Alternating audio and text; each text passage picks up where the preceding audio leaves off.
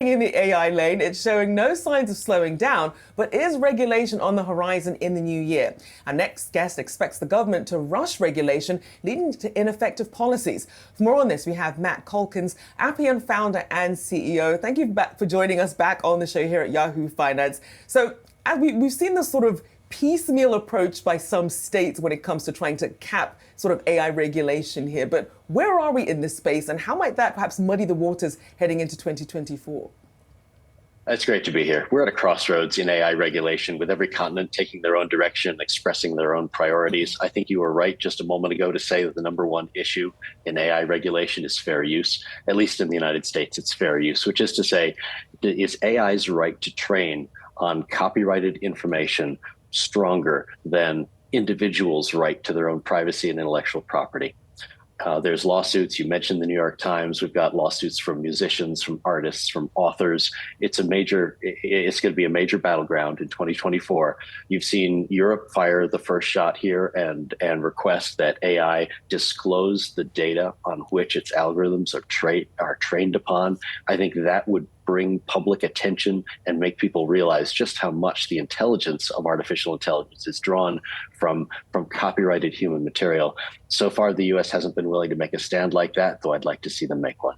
So, Matt, how do you balance the concerns about privacy and protections and kind of data protection with innovation? You're right.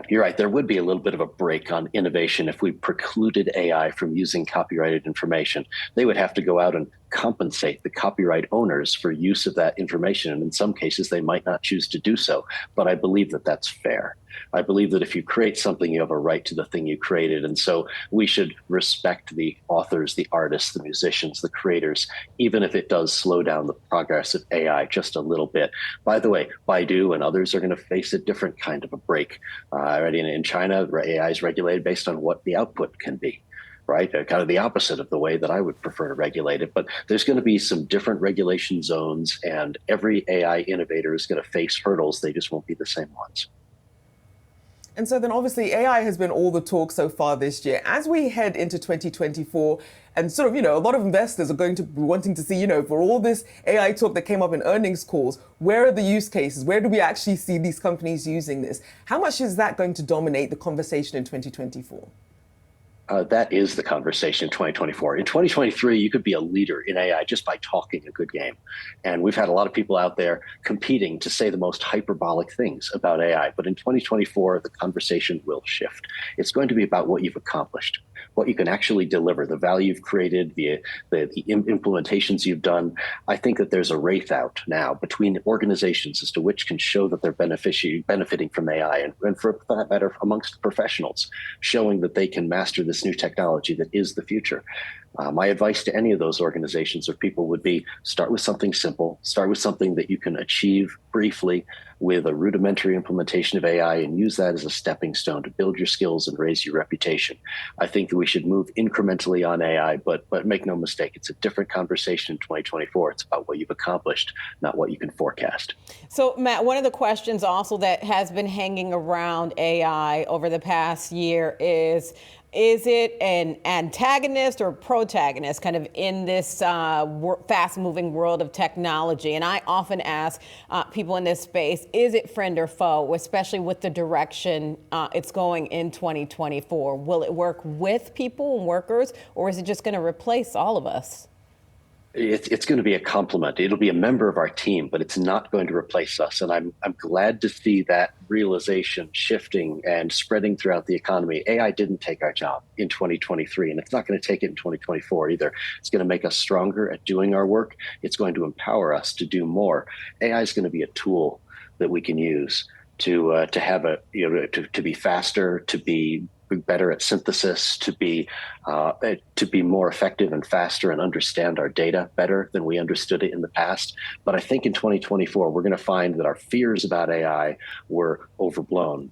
And in fact, it's a great complement and a team member. And particularly for those of us who can figure out how to use it to gain some benefit, it's going to be an explosive career enhancer and an asset.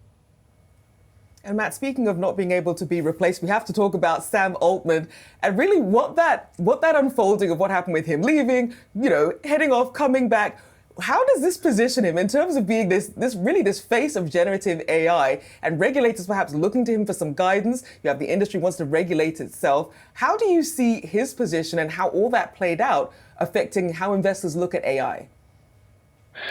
Well, I think that investors can't help but see this and think that if this is the most organized, this is the Citadel of AI, right? The innovator, the most famous organization, and you see this kind of a clash between the board and the CEO and this kind of politics, you've got to worry a little bit.